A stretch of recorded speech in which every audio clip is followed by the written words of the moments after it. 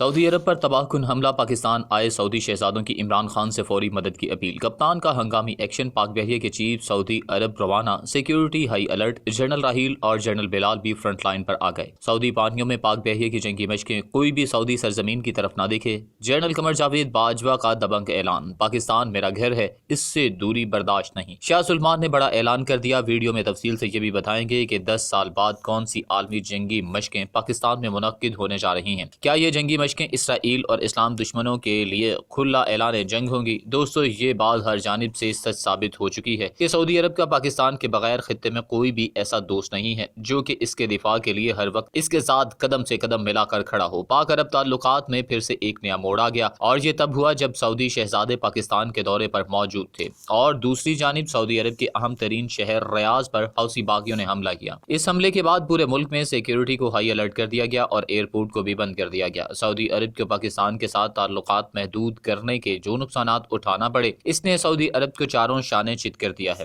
اس کے بعد سعودی شہزادوں کا پاکستان کی طرف ایک دم بڑھتا ہوا رجحان بھی اسی کی ایک کڑی ہے کہ جیسے ہی سعودی عرب کی ہمسایہ ممالک کے ساتھ کشیدگی بڑھی اور اسرائیل امریکہ نے ہاتھ کیا تو فوری طور پر پاکستان کی یاد ستانے لگی اور رابطے بھی تیز کر دیے، کبھی پاکستان کے دورے کر کے منت سماجت کرنا اور دوسری جانب پاکستان کو آنکھیں دکھانا۔ اب یہ تمام تر معاملات پر نظر ثانی کرنے کا وقت آ چکا ہے، اور اب سعودی عرب کو بھی یہ فیصلہ کرنا ہوگا کہ کون اس کا دوست ہے اور کون اس کا دشمن۔ وقت گزرنے کے ساتھ ساتھ سعودی عرب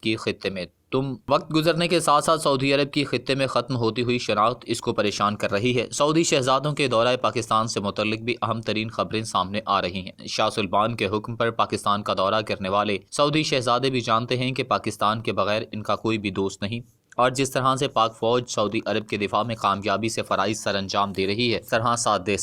اس طرح کوئی بھی نہیں ساتھ دے سکتا۔ اس حوالے سے ایک اہم دورہ سامنے آیا جس سے متعلق موصول ہونے والی خبر کے مطابق پاکستانی بحریہ کے سربراہ chief of the naval staff admiral Muhammad Amjad Khan Niazi سعودی عرب کے سرکاری دورے پر ہیں۔ انہوں نے چیف آف جنرل سٹاف اور commander royal Saudi naval forces سے ملاقاتیں کی۔ Director general public relations navy کی جانب سے جاری پریس ریلیز کے مطابق ریاض میں رائل سعودی نیول فورسز کے ہیڈ کوارٹرز میں commander royal Saudi naval forces vice admiral Fahad bin Abdullah Alghufaili نے پاکستانی بحریہ کے سربراہ کا استقبال کیا۔ سعودی نیول فورسز کے چاقو چوبند دستے نے نیول چیف کو گارڈ آف آنر بھی پیش کیا، اور نیول چیف نے رائل سعودی نیول فورسز کے کمانڈر اینڈ کنٹرول سینٹر کا دورہ بھی کیا، جہاں انہیں سعودی بحری فوج کے جاری آپریشنز کے حوالے سے بریفنگ دی گئی۔ بعد ازاں پاکستانی بحریہ کے سربراہ نے chief of general staff general Fayyaz bin Hamid Alruwaili اور commander royal Saudi naval forces vice admiral Fahad bin Abdullah Ghufaili سے الگ الگ ملاقاتیں کی، جن میں باہمی دلچسپی اور دو طرفہ دفاعی امور پر تبادلہ خیال کیا گیا۔ سعودی حکام نے پاکستان اور سعودی عرب کے مابین برادرانہ تعلقات اور خطے میں امن و استحکام کو برقرار رکھنے کے لیے پاکستان کے اقدامات کو سراہا۔ علاوہ ازیں رائل سعودی نیول فورسز کی صلاحیت میں اضافے اور عسکری تربیت میں پاکستانی بحریہ کے کردار کو بھی سراہا گیا۔ پریس ریلیز کے مطابق یہ دورہ دونوں ملکوں کے درمیان باہمی تعاون کو اور بالعموم اور بحری تعاون کو بالخصوص فروغ دینے میں کلیدی کردار ادا کرے گا۔ Commander royal Saudi naval forces کی خصوصی دعوت پر گزشتہ روز پہلے سرکاری دورے پر ریاض پہنچے، اور یہ دورہ ایسے وقت میں کیا گیا جب ریاض میں ایمرجنسی نافذ اور حوثی باغی بھی اپنے پورے جوبن پر حملے کر رہے ہیں۔ اس دورے کے دوران انہوں نے سعودی عرب کی سمندری حدود کا جائزہ بھی لیا اور تمام تر فوجی کارروائیوں کا بھی جائزہ لیا۔ سعودی عرب پر کیے جانے والے حملوں میں اس وقت کوئی جانی نقصان ہونے کی اطلاعات موصول نہیں ہو رہی ہیں، لیکن ممکنہ طور پر جنرل راحیل شریف، جنرل بلال اور اب پاک بحریہ کے چیف بھی آپس میں ملاقاتیں کریں گے، جس کے بعد سعودی عرب کی سلامتی کے لیے کوئی نہ کوئی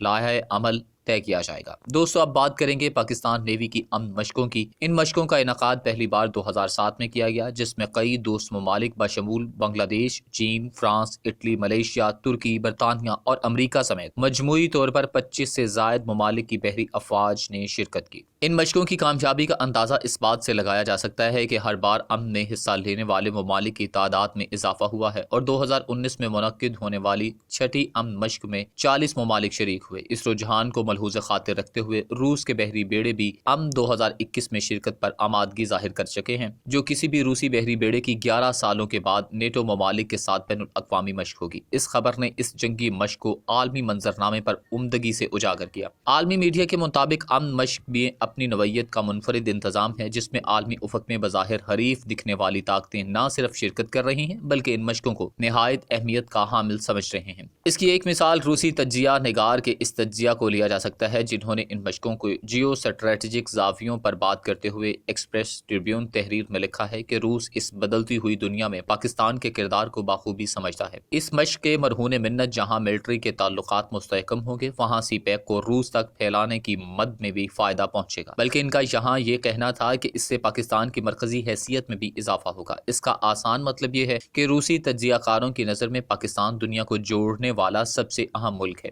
اس طرح روس کی بھارت کے ساتھ جاری گزشتہ سرد مہری اور امن مشقوں کی اوقات بھی عالمی منظرنامے میں خصوصی اہمیت کی حامل ہیں۔ ان مشقوں میں اسپیشل فورسز کی کارروائیاں، ہوائی جہازوں کا فلائی پاسٹ اور سمندر میں جہازوں کی فائرنگ کی مشقوں کے ساتھ ساتھ مختلف مشقیں منعقد کی جائیں گی، جس سے دنیا اور یمن کے حوثی باغیوں جیسے متشدد گروہوں سے محفوظ رہنے میں مدد ملے گی۔ اب بات کرتے ہیں امن مشقوں کے اغراض و مقاصد کی۔ سمندری راستوں سے ہونے والی انسانی ڈرگز اور ہتھیاروں کی اسمگلنگ کی روک تھام کے لیے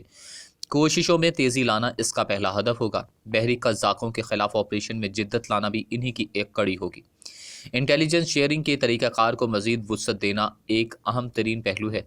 بدلتے ہوئے جنگی ماحول میں ایک دوسرے کی جنگی حربوں اور مہارتوں کو جاننا نہایت اہم ہوگا۔ اس کے ساتھ ساتھ بدلتی موسمیاتی تبدیلیوں سے اکٹھے نمٹنا، سی پیک کی اہمیت اور اس سے ایک اہم معاشی منصوبے کے طور پر اجاگر کرنا، گوادر پاکستان کو دنیا کے لیے قابل دید بنانا اور پاکستان میں انویسٹمنٹ کے شریک مالک کو اس بارے میں حوصلہ افزائی کرنا، پاکستان کے مثبت امیج کو اجاگر کرنا اور بھارت کے تمام تخریب کاریوں اور پروپیگنڈا کو دنیا کے سامنے رکھنا کہ پاکستان ایک امن پسند ملک ہے۔ 45 ملکی بحری افواج کی شرکت سے